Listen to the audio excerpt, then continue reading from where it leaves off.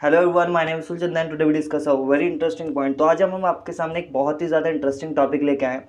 आज हम एसएससी के जो इंपॉर्टेंट क्वेश्चंस होते हैं प्रीवियस ईयर्स के, उनके ऊपर चर्चा करेंगे और उनसे रिलेटेड, ऐसा नहीं है कि सिर्फ उसको उस पर चर्चा करके छोड़ देंगे, उससे रिलेटेड भी आपका जो होंगे ना उस पर भी आपका थोड़ी बहुत डिस्कशन करेंगे। तो सबसे पहला हम पहला क्वेश्चन पढ़ लेते हैं। हमारे सामने पहला क्वेश्चन है कि Dudhwa national park is in which state from this, यानी इनमें से आपका कौन सा स्टेट में दुधवा नेशनल पार्क प्रेजेंस है। तो आपके सामने ऑप्शंस रखे हुए हैं, कर्नाटका, असम, तमिलनाडु और उत्तर प्रदेश। जल्दी से आंसर लगाइए। इसका आंसर होगा उत्तर प्रदेश। उत्तर प्रदेश की बात करें तो उत्तर प्रदेश के अंदर क्या प्रेजेंस है, उत्तर प्रदेश के अंदर आपका प्रेजेंस है दुधवा नेशनल पार्क। क्योंकि अगर हम उत्तर प्रदेश की बात करें ना तो उत्तर प्रदेश के अंदर दुधवा नेशनल पार्क प्रेजेंस है, यानी कुल मिला के एकमात्र नेशनल पार्क प्रेजेंस है उत्तर प्रदेश के अंदर। और वैसे अगर हम देखें तो चार, कम से कम आपका चार टाइगर रिजर्व प्रेजेंस है, जिसमें से आपका कौन कौन सा, एक दुधवा हो गया, दूसरा बेसिकली आपका जो है अमनगढ़ हो गया, तीसरा बेसिकली पीलीभीत हो गया और चौथा भी रिसेंटली बना है जो कि आपका कौन सा हुआ, 53वां टाइगर रिजर्व बना है। कौन सा बना है, 53वां टाइगर रिजर्व, जिसको हम कहते हैं रानीपुर। तो हमारा जो रानीपुर है वो क्या बना है, रानीपुर बना है आपका 53वां टाइगर रिजर्व। तो रानीपुर क्या बन चुका है सॉरी, रानीपुर बन चुका है 53वां टाइगर रिजर्व। कुल मिला के 104 हमारे पास आपका जो है नेशनल पार्क प्रेजेंस है। आपका हो गया 104वां नेशनल पार्क कौन सा है, तो 104वां जो 104 हमारे पास नेशनल पार्क प्रेजेंस है। और उसके साथ साथ कम से कम आपका 53 जो है वो आपका टाइगर रिजर्व्स प्रेजेंस है। और उसके साथ साथ कम से कम 566 से भी ज़्यादा आप सोचोगे कि वाइल्ड लाइफ सेंचुरीज प्रेजेंस है। 104वां टाइगर रिजर्व कौन सा है, डिंग पटकई, जो अभी रिसेंटली असम में बना है। और इसका आंसर जो हो जाएगा आपका उत्तर प्रदेश। तो अब आते हैं आपका नेक्स्ट क्वेश्चन पर। तो नेक्स्ट क्वेश्चन की बात कर लेते हैं। नेक्स्ट क्वेश्चन जो है ना वो है, हाउ मेनी आपका blue flag certificate does India have, यानी इंडिया के पास आपका कितने ब्लू फ्लैग सर्टिफिकेट हैं, भारत के पास कितने ब्लू फ्लैग सर्टिफिकेट हैं। तो सबसे पहले बात करें कि ब्लू फ्लैग सर्टिफिकेट होता क्या है, यानी इसकी बात करेंगे कि ये होता क्या है। क्योंकि अगर हम बात करें, एक संस्था है जिसका नाम है आपका एफ ई का मतलब है फाउंडेशन ऑफ एनवायरमेंट एजुकेशन। ये संस्था जो है ना, इसका बेसिकली काम क्या होता है, इसका जो आपका हेडक्वार्टर है ना वो कहाँ पर है, आपका डेनमार्क के अंदर है। तो डेनमार्क में आपका इसका हेडक्वार्टर देखने को मिलेगा। किसका, डेनमार्क में आपका फाउंडेशन ऑफ आपका जो एनवायरमेंट एजुकेशन का आपका हेडक्वार्टर देखने को मिलेगा। यही क्या करता है कि जितने भी बीचेस होते हैं जो बेसिकली बहुत ज़्यादा साफ़ है, उसी के लिए आपका जो है ब्लू फ्लैग सर्टिफिकेट प्रोवाइड कराता है। तो एक्चुअली में जो ब्लू फ्लैग सर्टिफिकेट हमें दिया जाता है, मतलब ये उस बीच को दिया जाता है जो बहुत ज़्यादा साफ़ सुथरा है। कुल मिला के भारत के ऐसे 12 बीचेस है जिनको ये मिला है। सबसे पहले जो मिला था ना वो कौन सा था, उड़ीसा का बीच था, यानी उड़ीसा का गोल्डन बीच है, उसको यहाँ पर आपका सबसे पहला मिला था। और अभी रिसेंटली आपका जो दो नए मिले ना उनमें कौन सा है, थुड्डी और कदमत। तो थुड्डी और कदमत हमारे क्या बने, दो बेसिकली आपका न्यू ब्लू फ्लैग सर्टिफिकेट के अंदर शामिल होने वाले आपका जो है वो आपका बीच बने। अब बात करते हैं नेक्स्ट की, अगले क्वेश्चन पर चलते हैं। तो अगले क्वेश्चन है कि आपका smallest national park in India, Bharat में सबसे छोटा आपका नेशनल पार्क कौन सा है, यानी भारत में सबसे छोटा नेशनल पार्क कौन सा है। ऑप्शंस दे रखे हैं, south Button Island, middle Button Island, north Button Island और आपका जो है गैलाथिन बे। तो सबसे पहले अगर हम देखें, इसका आंसर होगा आपका जो है साउथ बेटन। क्योंकि ये जो प्रेजेंस है ना साउथ बेटन, वो प्रेजेंस है आपका अंडमान एंड आपका निकोबार के अंदर। ये सबसे छोटा नेशनल पार्क प्रेजेंस है। अगर हम बात करें सबसे बड़े की, तो वो हिमिन्स है जो कहाँ पर प्रेजेंस है, आपका जो है लद्दाख के अंदर प्रेजेंस है, यानी लद्दाख के अंदर सबसे बड़ा प्रेजेंस है। और सबसे छोटा कहाँ पर, अंडमान एंड निकोबार के अंदर प्रेजेंस है। थोड़ी बहुत अंडमान एंड निकोबार की बात करें, क्योंकि इंडिया के अंदर ना कुल मिला के कितने द्वीप है, 247 द्वीप है। उन 247 द्वीपों में से 204 जो है वो आपका क्या है, 204 तो सिर्फ अंडमान एंड निकोबार के अंदर है। और 36 कहाँ पर है, 36 बेसिकली लक्षद्वीप के अंदर है। और कम से कम 7 द्वीप, तो टोटल आपका 7 द्वीप कहाँ पर प्रेजेंस है। ये जो 7 द्वीप प्रेजेंस है ना, ये प्रेजेंस है आपका ज्ञात नदी द्वीप इन्हें कहते हैं, जो बेसिकली नदियाँ बनाती हैं। तो एक्चुअली में जो नदियाँ बनाती हैं ना इन्हें हम ज्ञात नदी द्वीप कहते हैं। तो सबसे बड़ा विश्व का ज्ञात नदी द्वीप है मांजुली, जो कहाँ पर प्रेजेंस है, असम के अंदर। जो ब्रह्मपुत्र नदी है ना वो बेसिकली आपका बनाती है, कम से कम 100 किलोमीटर एरिया में फैला हुआ है। अब चलते हैं आपका नेक्स्ट क्वेश्चन के ऊपर। तो नेक्स्ट क्वेश्चन जो है ना वो दे रखा है कि इन विच कंट्री डिड आपका कंपनीज ऑफ पार्टीज, यानी countries of parties 27 happen, COP 27। तो आज के टाइम पर ये बहुत ज़्यादा चर्चे में COP। तो COP है क्या उसको समझते हैं और फिर समझेंगे कि एक्चुअली में COP कहाँ पर आपका यूज़ हो रही है। पहले एक संस्था बनी है जिसका नाम है यूनाइटेड नेशन आपका framework of climate convention, UNFCCC, United nation framework of climate convection control. ये करके जो संस्था थी ना वो बनी थी। और ये कब बनी थी, 1994 में बनी थी। ये जब बनी थी ना तो ये बनी थी जर्मनी के अंदर। क्योंकि जर्मनी में भी कहाँ पर, जर्मनी में भी आपका इसका जो हेडक्वार्टर है वो कहाँ पर है, जर्मनी में भी इसका हेडक्वार्टर है आपका कहाँ पर, बॉर्न के अंदर, बॉर्न में इसका हेडक्वार्टर है। और इसकी जो पहली सीटिंग हुई थी वो भी सॉरी, जर्मनी के बर्लिन में हुई थी, जहाँ पर इसकी सिटिंग का आयोजन कराया गया था।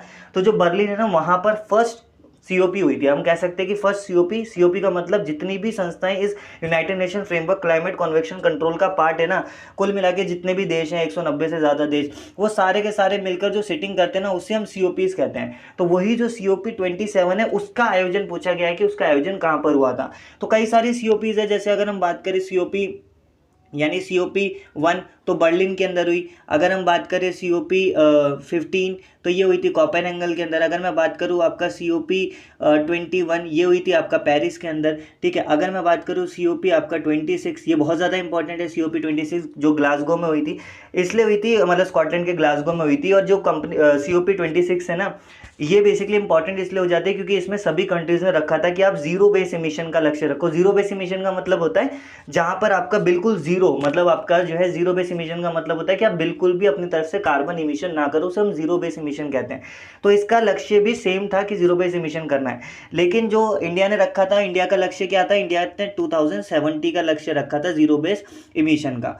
अब हुआ क्या कि इंडिया ने जो 2070 का लक्ष्य था ना, वो रखा था जीरो बेस इमिशन का। अब सीओपी 27 की बात कर लेते हैं। ये आयोजन हुई थी आपका इजिप्ट के अंदर। इजिप्ट में इसका आयोजन हुआ। इसका आउटकम क्या निकल के आया, इसमें काफ़ी कंट्रीज गई, भारत की तरफ से भी कई सारे लोग शामिल हुए इसके अंदर, ठीक है। लेकिन इसमें ये निकल के आया कि होता क्या कि मोस्टली जितने भी आपका डिजास्टर्स होते हैं, जो भी नेचुरल डिजास्टर्स होते हैं, ठीक है, ये सारे के सारे नेचुरल डिजास्टर जो बेसिकली इम्पैक्ट पहुंचाते हैं ना, वो मोस्टली छोटी कंट्रीज़ को पहुंचा रहे हैं, ठीक है, क्योंकि उनका बेसिकली आपका वो ज़्यादा वनरेबल है उन डिजास्टर्स के लिए। लेकिन अगर हम देखें कि बड़ी कंट्रीज नेचुरल डिजास्टर का रीज़न बनती है ज़्यादा, क्यों, क्योंकि उधर से ही आपका इंडस्ट्रियलाइजेशन सबसे ज़्यादा होता है। तो जो भी मतलब पॉल्यूशन है और बाकी चीज़ें हैं, वो इन बड़ी कंट्रीज़ की वजह से हो रही है और उससे सफ़र कर रही है छोटी कंट्रीज़। तो इसी वजह से डिसाइड हुआ कि ये जो बड़ी कंट्रीज़ है वो कंपेंसेशन प्रोवाइड कराएंगी इन छोटी कंट्रीज़ को। अब बात करते हैं आपका नेक्स्ट क्वेश्चन के ऊपर। तो अब नेक्स्ट क्वेश्चन के ऊपर आ जाते हैं, इसका हमारा इजिप्ट हो जाएगा। अब आपका बात करते हैं how many Ramsar sites in India. Bharat में कितनी रामसर साइट्स प्रेजेंस है। तो पहले बात करेंगे रामसर होते क्या है, रामसर है कहाँ। रामसर एक्चुअली में एक जगह जो कहाँ पर प्रेजेंस है आपका, ईरान के अंदर। तो ईरान में ही रामसर प्रेजेंस है, एक जगह है रामसर जो ईरान के अंदर प्रेजेंस है। होता क्या था कि ना, एक 1971 में एक प्रोसेस शुरू हुआ था कि जितनी भी वेटलैंड होंगी, क्या होंगी, जितनी भी आपका वेटलैंड होंगी ना, वेटलैंड, उन वेटलैंड के लिए ना एक क्या किया गया, कन्वेक्शन बिठाया गया, जिसमें वेटलैंड कन्वेक्शन कहते हैं, ठीक है। जब वो ईरान के रामसर में बिठाया गया तो इसे रामसर कन्वेक्शन के ही नाम से जाना जाने लगा। एक्चुअली में इसे वेटलैंड कन्वेक्शन कहते थे, लेकिन बाद में इसे आपका जो है रामसर कन्वेक्शन के नाम से भी जाना जाने लगा। उसके बाद अगर हम देखें कि यहाँ पर जो रामसर साइट्स है ना, वो बेसिकली आपका इनका जो पूरा प्रोसेस शुरू हुआ था वो 2 फरवरी 1975 को शुरू हुआ था, ठीक है। इस वजह से हम 2 फरवरी को क्या सेलिब्रेट करते हैं, वेटलैंड डे सेलिब्रेट करते हैं 2 फरवरी को। रामसर साइट्स की बात करें तो इंडिया की जो पहली रामसर साइट थी ना, वो कौन सी थी, आपका चिल्का झील। तो चिल्का लेक जो है ना, वो भारत की सबसे पहली रामसर साइट थी। उसके साथ साथ अगर हम देखें सबसे छोटी रामसर साइट है आपका रेणुका, ठीक है, ये याद रखना, रेणुका जो हिमाचल प्रदेश के अंदर प्रेजेंस है। और सबसे बड़ी जो रामसर साइट्स है, सबसे बड़ी रामसर साइट कौन सी है, वो है बेसिकली आपका सुंदरवन। तो सुंदरवन सबसे बड़ी हमारी क्या हो जाएगी, रामसर साइट हो जाएगी सुंदरवन। तो सुंदरवन है जहाँ पर आपका विश्व का सबसे बड़ा डेल्टा है, ये सबसे बड़ी रामसर साइट होगी। तो प्रेजेंट टाइम पर कितनी रामसर साइट है, प्रेजेंट टाइम पर 70, 25, 75 या 20। तो इसका आंसर होगा 75, 75 रामसर साइट प्रेजेंस है इंडिया के अंदर। अब बात करते हैं आपका नेक्स्ट क्वेश्चन के ऊपर चलते हैं। तो नेक्स्ट क्वेश्चन है, who become the first lady president of आपका जो है इंडियन ओलंपिक अथॉरिटी। तो इंडियन ओलंपिक अथॉरिटी की कौन आपका जो है सबसे पहली महिला अध्यक्ष बनी। तो ऑप्शन है PV Sindhu, PT Usha, Mary com और निखत जरीन। तो जो सबसे पहली अभी इंडियन ओलंपिक अथॉरिटी की बात करें ना, तो इसकी जो पहली वुमेन अध्यक्ष बनी वो बनी पीटी उषा, यानी अपनी पाउली एक्सप्रेस। इन्हें पाउली एक्सप्रेस के नाम से जाना जाता है। सॉरी जो इंडियन ओलंपिक अथॉरिटी बनी थी, इसकी बात करें तो 1924 के अंदर ये Indian Olympic authority Jamshedji Tata के नेतृत्व में बनी थी।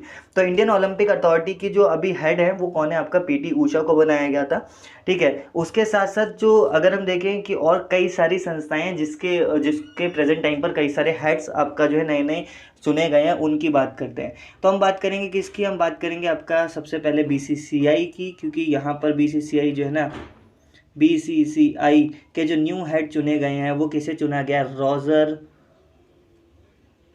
बिनी। तो किसको चुना गया यहाँ पर, रॉजर बिनी को बना दिया गया है यहाँ पर इसका न्यू हेड। सौरव गांगुली को हटाकर रॉजर बिनी को बना दिया गया। अब बात करते हैं नए की, तो उस पर हम आते हैं आपका आईसीसी की। तो आईसीसी का जो शुरुआत थी ना वो कब हुई थी, 1909 में हुई थी आईसीसी की शुरुआत। और आईसीसी की बात करें, इंटरनेशनल क्रिकेट काउंसिल, इसके जो बेसिकली आपका सीईओ है वो बेसिकली ग्रेग बाकेल है। कौन है यहाँ पर आपका जो है, ग्रेग बाकेल, यानी आपका जो ग्रेग बाकेल इसके आपका क्या है, हेड है ग्रेग बाकेल। और उसके साथ साथ अगर हम देखें इसके जो सीईओ हैं आईसीसी के, वो कौन है आपका जियोफ। तो जियोफ इसके क्या बनाए हुए हैं, जियोफ बनाए हुए हैं आपका इसके सीईओ। उसके बाद हम चलते हैं आपका किसके ऊपर, फीफा के ऊपर। फीफा बहुत बड़ी संस्था है और फीफा का जो हेडक्वार्टर मोस्टली पूछ लिया जाता है तो ये जूरिच के अंदर है, यानी आपका स्विट्जरलैंड के अंदर जूरिच में इसका आपका जो है हेडक्वार्टर है। इसके अभी हेड कौन बनाया गया, क्योंकि अभी कतर के अंदर फीफा वर्ल्ड कप हुआ, इसी वजह से बहुत ज़्यादा इंपॉर्टेंट है। तो इसका जो अभी हेड बनाया गया वो ज्ञानी इन्फेंटिनो, यानी इन्फेंटिनो को इसका क्या बना दिया गया, इन्फेंटिनो, इसका क्या बना दिया गया, इन्फेंटिनो को इसका हेड बना दिया गया। अब चलते हैं आपका नए के ऊपर, यानी हमारा आपका जो है बैडमिंटन फेडरेशन ऑफ इंडिया। तो बैडमिंटन फेडरेशन ऑफ इंडिया के हेड कौन है, अभी रिसेंटली इसका बनाया गया हेमंत बिस्वा। हेमंत बिस्वा वही जो आपका असम के अंदर आपका चीफ मिनिस्टर है, हेमंत बिस्वा। तो हेमंत बिस्वा को बना दिया गया। उसके बाद हम बात करते हैं आपका नई की, यानी अब हम बात करते हैं आपका किसकी, आर्चरीज अथॉरिटी ऑफ इंडिया की। तो आर्चरीज अथॉरिटी ऑफ इंडिया के कौन है, अर्जुन मुंडा, यानी भारत के आपका ट्राइबल मिनिस्टर। अर्जुन आपका जो है मुंडा भारत के ट्राइबल मिनिस्टर हैं, उनको यहाँ पर आपका इसका हेड बनाया गया है। अभी एक और मेन आपका जो है हेड रहेगा वो है आपका कौन, TTFI के, यानी table tennis federation of India के मेघना अलाहावत को आपका बनाया गया। तो मेघना को आपका इसका हेड बनाया गया। किसको बना दिया गया है, मेघना को आपका जो है इसका हेड जो है ना वो यहाँ पर आपका अपॉइंट कर दिया गया है। ऊपर से अभी रिसेंटली आपका जो है फाइड, यानी जो इंटरनेशनल आपका चेस की संस्था है ना फाइड, उसका बेसिकली वाइस प्रेसिडेंट कौन बनाया गया है, विश्वनाथ अनप्का आनंद। विश्वनाथ आनंद इसके वाइस प्रेसिडेंट हैं और इसके जो हेड है वो बेसिकली आपका वाइस प्रेसिडेंट इनके विश्वनाथ आनंद बना दिए गए हैं। उसके बाद अगर हम देखें कि अभी रिसेंटली आपका ऑल इंडियन चेस फेडरेशन, इसके हेड कौन है, इसके हेड आपका संजय को बना दिया गया है इसका हेड, ठीक है। तो ये आपका अपॉइंटेशन जो बेसिकली आपका कुछ संस्थाएं थी उनका किया गया है। अब हम बात करते हैं नए क्वेश्चन के ऊपर चलते हैं। नए क्वेश्चन जो है ना वो है आपका who is the 25th chief selection commissioner, यानी 25वां इलेक्शन कमीशन किसको आपका रिसेंटली मुख्य चुनाव आयुक्त के रूप में चुना गया है। तो हमारे सामने ऑप्शन है सुकुमार सेन, रमा देवी, राजीव कुमार और सुशील चंद्रा। चारों के ही चारों आपका इलेक्शन कमिश्नर रह चुके हैं, लेकिन आपका जो 25वां पूछा गया है तो 25वें इलेक्शन कमिश्नर कौन है, आपका राजीव कुमार। तो राजीव कुमार हमारे 25th पे यानी 25वें आपका जो है इलेक्शन कमिश्नर है कौन, राजीव कुमार। लेकिन अगर हम सुकुमार सेन की बात करें तो भारत के पहले जो थे वो सुकुमार सेन थे। और अगर मैं बोल दूँ पहली फीमेल, तो पहली फीमेल कौन थी, आपका पहली फीमेल थी आपका रमा देवी। तो रमा देवी आपका पहली फीमेल थी। और अगर हम बात करें सुशील चंद्रा की, तो सुशील चंद्रा हमारे 24वें बने थे और इन्हीं की जगह लेकर आपका कौन आया, राजीव कुमार आए हैं। तो इलेक्शन कमिश्नर को लेकर बात करें तो ये आर्टिकल किसके अंदर है, आपका आर्टिकल 324 जो है ना उसके अंदर दे रखा है। ऊपर से 25 जनवरी यानी आपका 25 जनवरी को बना, 25 जनवरी सन 1950 को बना। इस वजह से 25 जनवरी को हम क्या सेलिब्रेट करते हैं, वोटिंग डे सेलिब्रेट करते हैं। अब हम बात करते हैं कुछ अपॉइंटेशन की कि इस साल किस किस का अपॉइंटेशन हो। आपने सबने अटॉर्नी जनरल की बात की है, एजी की, तो आर्टिकल 76 है इसका। इसके जो अभी न्यू बनाए गए हैं वो वेंकट रमन, यानी जो वेंकट रमन है ना, वेंकट रमन, इनको आपका अपॉइंट कर दिया गया है क्या, हमारा आपका जो है न्यू अटॉर्नी जनरल। इससे पहले कौन से आपका वेणुगोपाल राव थे, अब आर वेंकट रमन को अपॉइंट कर दिया गया है। अब बात करते हैं आपका किसकी, अब हम बात करते हैं कंप्ट्रोलर आपका ऑडिटर जनरल की, यानी सीएजी की। तो आर्टिकल 148 हमारा सीएजी का होता है। कंप्यूटर ऑडिटर जनरल की बात करें तो अभी कौन है आपका जो है जीसी आपका मुर्मू, जीसी मुर्मू जो है वो आपका इसके हेड मतलब इसके बनाए गए हैं जीसी मुर्मू। तो जीसी मुर्मू की बात करें तो ये पहले ना आपका लेफ्टिनेंट गवर्नर रह चुके हैं कहाँ के, जम्मू एंड कश्मीर के। तो अब ये कंप्यूटर ऑडिटर जनरल बनाए जा चुके हैं। अब अगर हम बात करें सॉलिसिटर जनरल की, तो सॉलिसिटर जनरल एक वैसे कहीं पे कॉन्स्टिट्यूशनली कहीं नहीं दे रखा सॉलिसिटर जनरल, लेकिन जो सॉलिसिटर जनरल की बात करें तो हमारे सॉरी सॉलिसिटर जनरल कौन बने, तुषार मेहता बने। तो तुषार मेहता जो है वो आपका क्या है, तुषार मेहता आपका जो है हमारे क्या है, तुषार मेहता क्या बने, हमारे सॉलिसिटर जनरल बने। उसके बाद अगर हम बात करें कि आपका जो है और अपॉइंटेशन पे अगर हम चले तो अभी रिसेंटली ना सीडीएस का अपॉइंटेशन हुआ। ये इंपॉर्टेंट है क्योंकि जो आपका हमारे पुराने सबसे पहले सीडीएस थे वो थे जनरल विपिन रावत। 8 दिसंबर सन 2021 को उनका निधन हो गया था जब उनकी मृत्यु हुई आपका कुनून के अंदर एक हेलीकॉप्टर गिरने की वजह से। तो उसके बाद जो है वो आपका नए सीडीएस के लिए 1 साल वेट करना पड़ा। तो सन 2022 में आपका नया सीडीएस बनाया गया किसको, अनिल चौहान को। तो ये आपका अनिल आपका जो है चौहान, तो अनिल चौहान बने हमारे क्या, न्यू सीडीएस बने अनिल चौहान। तो अनिल चौहान हमारे क्या बनते हैं, न्यू सीडीएस बने अनिल चौहान। अब अगर हम बात करें नए क्वेश्चन पर चलते हैं, अगले क्वेश्चन पर। तो अगला क्वेश्चन है which Indian got the international Booker prize, यानी किस भारतीय को अंतर्राष्ट्रीय बुकर प्राइज मिला।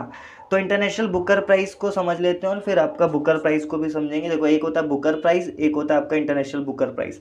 तो बुकर प्राइज क्या होता है, बुकर प्राइज होता है जो आपको मिलता है किसके अंदर, आपका जो है जो ट्रांसलेटेड ना हो। लेकिन जो इंटरनेशनल बुकर प्राइज है ये पूरा का पूरा वो मिलता है आपका किस पर, ट्रांसलेटेड लैंग्वेज पर। यानी ट्रांसलेटेड का मतलब क्या है आपका, ट्रांसलेटेड का मतलब हो गया कि जैसे हिंदी से इंग्लिश में ट्रांसलेट हुआ, मराठी से इंग्लिश में ट्रांसलेट हुआ, लेकिन वो मिलेगा इंग्लिश वाली कोई, लेकिन ट्रांसलेटेड कोई मिलता था, तो उसे हम कहते हैं इंटरनेशनल बुकर प्राइज। तो किसको इंटरनेशनल बुकर प्राइज मिला, अरुंधति रॉय, निमृत, गीतांजलि श्री या फिर किरण देवी। तो प्रेजेंट टाइम पर किसको मिला है, आपका गीतांजलि श्री को मिला है। और गीतांजलि श्री की जो बुक थी ना वो बहुत ज़्यादा इंपॉर्टेंट है। इनकी बुक का नाम था द सेंट ऑफ टॉम्ब। अच्छा, इसको हिंदी में कहेंगे आपका रेत की समाधि, लेकिन इस हिंदी को इंग्लिश में कन्वर्ट करने वाली जो थी ना वो थी डेजी रॉकवेल। इनका भी नाम याद रख लें कि जो डेजी रॉकवेल है ना उनको यहाँ पर आपका इस प्राइज से सम्मानित किया गया। इस साल अगर हम देखें कुछ और ऐसे इंपॉर्टेंट प्राइजेस जो हमारे सामने हमें देखने को मिले तो उनकी भी बात कर लेते हैं। तो सबसे पहले हम बात करते हैं आपका बुकर प्राइज। तो बुकर प्राइज तो किसको मिला, आपका श्यान कुणाथिलका को मिला, ठीक है। लेकिन अगर हम बात करें आपका जो है बुकर प्राइज, फिर होता है प्लिट्जर प्राइज, ठीक है। एक होता है प्लिट्जर प्राइज, वो किसको मिला, प्लिट्जर प्राइज जो था ना, यानी प्लिट्जर प्राइज जो था ना वो किसको दिया गया, वो मिला आपका फ्रांसिस कैरी को, यानी आपका जो है फ्रांसिस कैरी को मिला। तो फ्रांसिस कैरी को इस प्राइज से सम्मानित कर दिया गया। उसके बाद अगर हम बात करें कि अभी रिसेंटली आपका जो है लता मंगेशकर प्राइज, यानी आपका लता मंगेशकर प्राइज, पहली बार उनकी मृत्यु के बाद, एक होता है नेशनल लता मंगेशकर प्राइज, एक होता है लता दीनानाथ मंगेशकर अवार्ड। लता दीनानाथ मंगेशकर अवार्ड, मंगेशकर अवार्ड। तो ये जो पहली बार दिया गया ना ये किसको मिला, ये मिला आपका जो है पीएम मोदी को। ये यहाँ पर आपका इस अवार्ड से सम्मानित किया गया था पहली बार। उसके बाद अगर हम बात करें कि आपका जो नेताजी सुभाष चंद्र प्राइज, यानी नेताजी सुभाष चंद्र अवार्ड, तो ये किसको मिला, नेताजी सुभाष चंद्र प्राइज जो सन 2021 वाला था वो मिला शिंजो आबे को, जिनका अभी हाल ही में गोली मार के हत्या कर दी गई थी नारा के अंदर जापान में। शिंजो आबे जापान के प्राइम मिनिस्टर रह चुके हैं। उसके बाद अगर हम देखें अगला मिला आपका जो है बाबा साहब अम्बेडकर प्राइज़, ठीक है, यानी आपका जो है अम्बेडकर प्राइज़ किसको मिला, अम्बेडकर प्राइज़ जो था ना, अम्बेडकर प्राइज़, तो ये जो अम्बेडकर प्राइज़ दिया गया वो किसको मिला, हर्षाली को दिया गया था। तो किसको मिला, ये हर्षाली को मिला। तो हर्षाली को इस अवार्ड से सम्मानित किया गया था। उसके बाद अगर हम देखें कि इस साल आपका इंदिरा गांधी पीस प्राइज जो था वो आपका जो प्रथम एनजीओ है उसको यहाँ पर आपका दिया गया था। अब चलते हैं अगले क्वेश्चन के ऊपर। तो हम बात करेंगे कि आपका 9वां जो क्वेश्चन है वो बात करता है vigilant storm exercise between which two country, यानी वर्जिलेंट स्टॉर्म एक्सरसाइज किन दो देशों के बीच आयोजित हुआ। तो यहाँ पर हमारे सामने ऑप्शन है इंडिया यूएसए, ठीक है, India south Korea, USA south Korea और इंडिया फ्रांस। तो अगर हम बात करें वर्जिलेंट स्टॉर्म तो इसके पीछे भी एक कहानी है कि यहाँ पर आपका जो है नॉर्थ कोरिया और यहाँ पर आपका क्या है नॉर्थ कोरिया है और यहाँ पर आपका क्या है साउथ कोरिया है, और इनके बीच में एक चैनल है जो इन्हें अलग करता है, वो भी याद रखना 38 डिग्री आपका चैनल है जो एक्चुअली में इन्हें अलग करता है।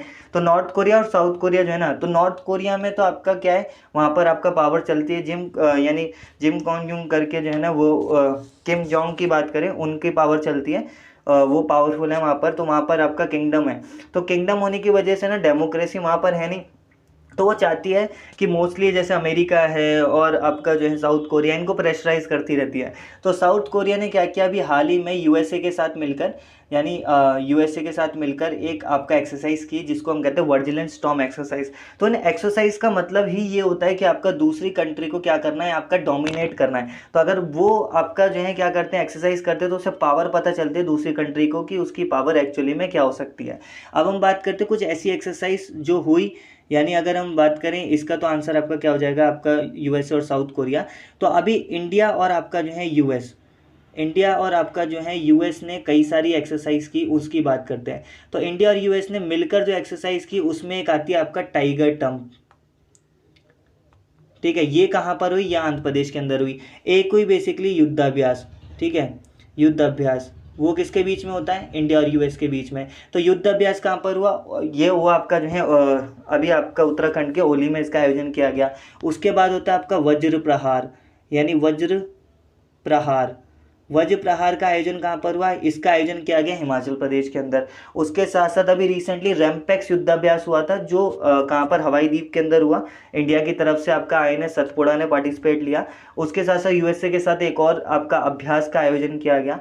अब बात करते हैं इंडिया और आपका जो है फ्रांस के साथ कुछ एक्सरसाइज, क्योंकि इंडिया और आपका जो है फ्रांस जो है वो आपका कुछ एक्सरसाइज करता है। इंडिया और फ्रांस के बीच में जो एक्सरसाइज हुई, तो इंडिया और फ्रांस के बीच में होता है वरुण युद्धाभ्यास, ठीक है, वरुण होता है इंडिया और इसके बीच में। इंडिया और इसके बीच में आपका गरुड़ होता है, ठीक है। गरुड़ का आपका आयोजन अभी रिसेंटली आपका राजस्थान के जोधपुर के अंदर किया जा रहा है। गरुड़ है, वरुण है, और उसके साथ साथ आपका समुद्र एक्सरसाइज, ठीक है, और आपका जो है लापोरस एक्सरसाइज है, डेजिंग नाइट है, वो भी हमारा किसके साथ होता है, फ्रांस के साथ होता है। हमारा अगर हम जापान की बात करें, इंडिया के साथ बेसिकली आपका इंडिया और आपका जो है किसके साथ, इंडिया और जापान के साथ जो एक्सरसाइज होती है वो कौन सी होती है। तो इंडिया और जापान के साथ जो एक्सरसाइज होती है वो होती है आपका जिमेक्स होती है एक, ठीक है, एक जिमेक्स एक्सरसाइज होती है। एक होती है आपका धर्मन आपका जो है गॉर्जियंस होती है, गॉर्जियंस। इसका आयोजन भी आपका जो है इंडिया और जापान के साथ किया जाता है। अब चलते हैं नेक्स्ट क्वेश्चन के ऊपर।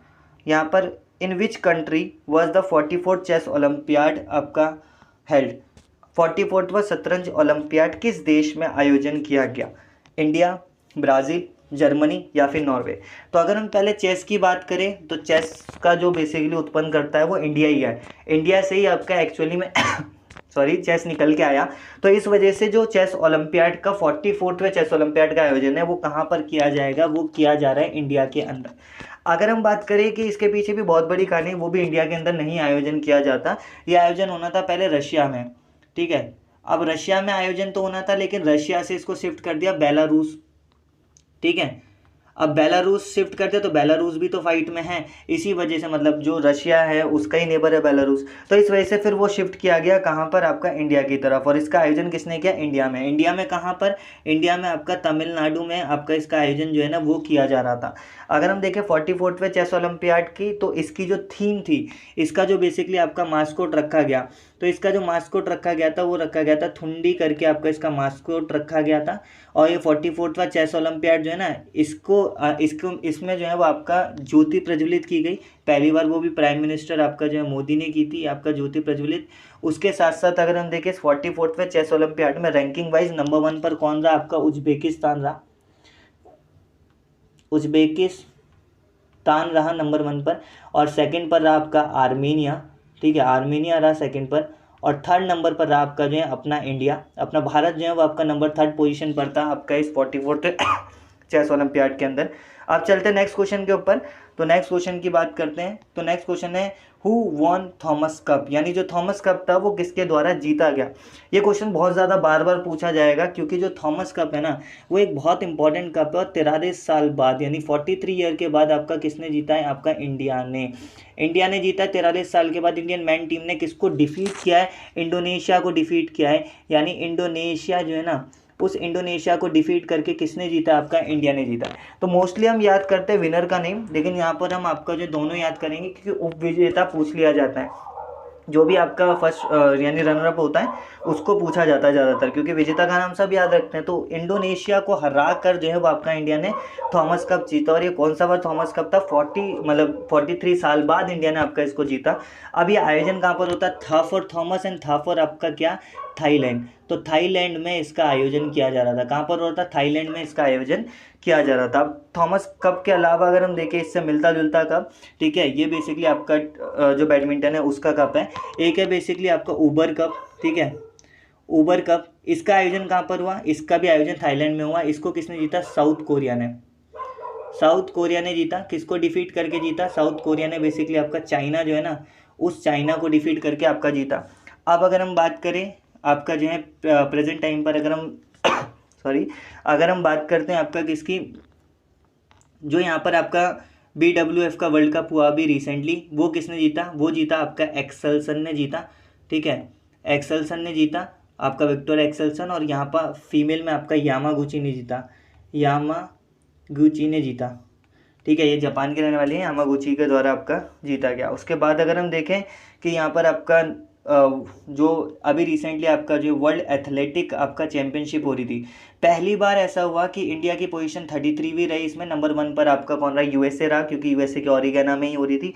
तो 33वें नंबर पर इंडिया रहा। इंडिया ने क्या जीता, सिर्फ एक आपका जो है सिल्वर मेडल। और ये एक सिल्वर मेडल पहली बार जो है ये आपका एथलेटिक्स में आया सिल्वर मेडल।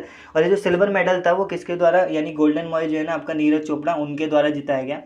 यानी नीरज जो है ना उनके द्वारा आपका ये जीता गया था सिल्वर मेडल। 88.13 मीटर का आपका भाला फेंका गया, 88.13 मीटर का। अब चलते हैं नेक्स्ट क्वेश्चन के ऊपर, यानी हम अपने 12th पे क्वेश्चन पर हैं।